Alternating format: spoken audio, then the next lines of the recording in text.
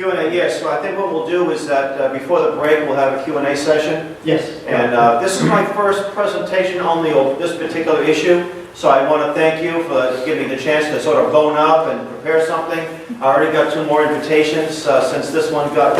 So bear with me. I'll get better as it goes along, but I think I have a good grasp on it. By the way, I counted 50 stars on this flag. How about you? President is 57, is that right? Yeah. So when you spell potato wrong, you catch, you know what, from the media, but you added 7 states to the union, that's okay. I want to make some recommendations of material I have in the back here.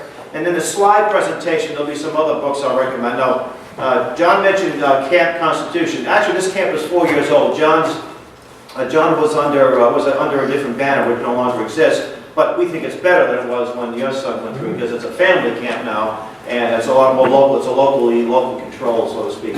And I have the camp brochure. Our next camp will be July 7th to the 13th in Ridge, New Hampshire.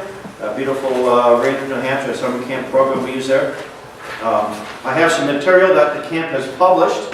One of them is the Family Heritage Series. Back in the early 70s, there was an entity called, it was an arm of the John Birch Society, and they published a newsletter designed to be read at the dinner table when people used to sit together as families. Remember those days? And there were history lessons, there'd be lessons on economics, biographical sketches, and we got the permission to reprint them. In fact, the lady who wrote them will be one of the speakers at camp. And these are all free, by the way. And we took 6 of the newsletters that dealt with our nation's founding and our Constitution. We don't call ourselves Camp Constitution. We better have something about the Constitution every once in a while. There's also an essay, Republics and Democracies. You know, if you ask the average person what type of government they have, the answer would be democracy. Where did they get that? They didn't get it from the Constitution, because the Constitution, Article 4, Section 4 says we're a republic. Every state is guaranteed a republic and form of government. Well, what changed? Somebody changed it. This is a speech that Robert Welch, the JBS founder, made in the early 60s. In 1928, he discovered that the Army Training Manual said that we are a republic in no uncertain terms. It said that democracies lead to socialism. But 5 years later, somebody changed that manual and said we're a democracy. We never figured out who changed the manuals. But see, definitions are very important. And if we ever become a full-fledged democracy, we have lost the freedoms that we take for granted. So this is a very important essay. There's another one. It's the Davy Crockett story. This should be sort of standard fare for every Tea Party group. Davy Crockett. Now, someone told me that there's a little bit of artistic license that went, or writer's license that went into the story. But it was a Congressman, Davy Crockett, that got a very valuable lesson on the Constitution and the proper role of government. So these reprints, and these are all in PDF format too.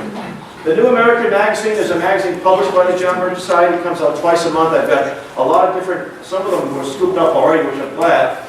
Some of the more recent ones, and even some back issues going back a few years. This is available in PDF as well, and this is a very important tool, because I can say that the information in this magazine was used to save our Constitution on more than one occasion. A lot of magazines don't even want to make that statement, by the way. And the reprint that we've used to expose Agenda 21 has really made a big difference. Twice a year we come out with a Freedom Index. It's your congressman's voting record. And we match it up against the Constitution. And how did that person fare? Did they vote for less government or more government? Using 100 as a constitutionalist and a 0 being to the left of Lenin. This one is about a year or 2 old. That's right. Well, you'd be surprised. We have something called the Sandinista Index. You know, Bernie Sanders, the socialist from Vermont. Now, officially he's an independent, but if you call him a socialist, he would say thank you. He would be offended by that. His voting record is about a 30 on that scale.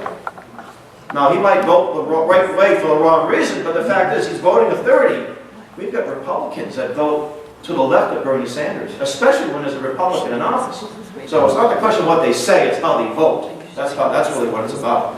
And what we've done in some districts, we have enterprising members and supporters and friends that take the voting record and make it local. And in New York, in the Albany area, which is a very liberal area, by the way. I mean, that's New York State, the biggest employee in the world, and they're mostly people of the socialist persuasion. Well, this member of Congress had a 19%, he was ahead in the polls, 19%. Where our local folks got out about 50,000 bulletins, mailed them out, the weekend before the election, the man lost by 9%. Not bad, not bad. Simply exposing people. Now, there were other factors, but exposing voting records. And the incumbent, or the congressman-elect at the time, we didn't go up there and like, oh, thank you so much for winning. They said to our people, folks said, and you better be 100%, or we're going to hold you accountable too. You see, so it's not a question of, we'll accept 50% or 40%. No, we accept nothing less than the Constitution. Some of you were at our presentation back in December on the Agenda 21, Dave Kopatz and I. Well, we're going to do that in Dedham this coming Wednesday, 7 p.m. at the Endicott Estate, free admission.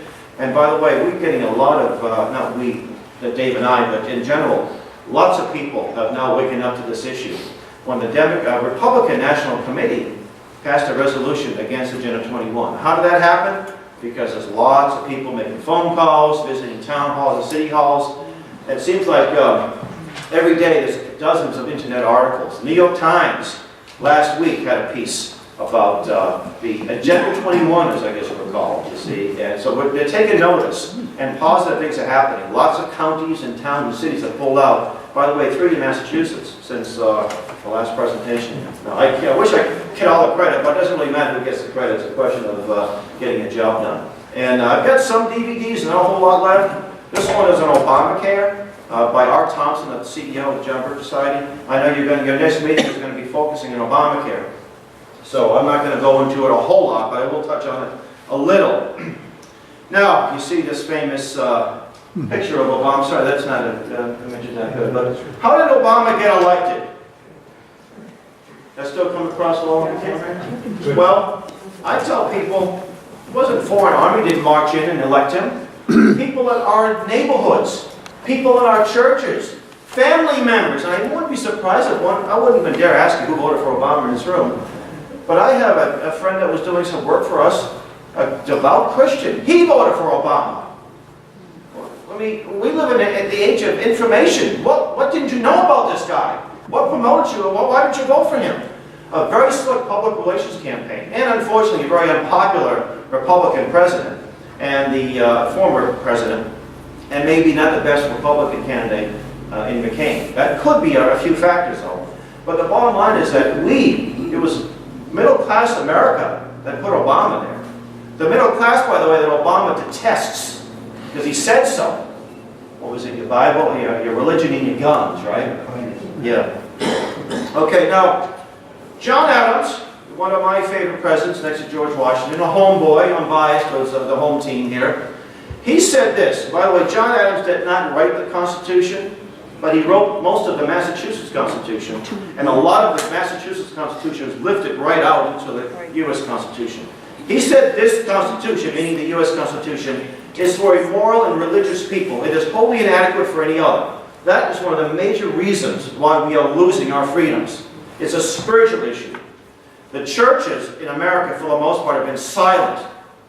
Thankfully, there are people like the Black Robe Regiment pastors that are speaking out in defense of liberty, that it's our obligation not to sit there and be quiet, afraid of losing your 501c3 status. By the way, it's something Lyndon Johnson threw to silence the churches, right?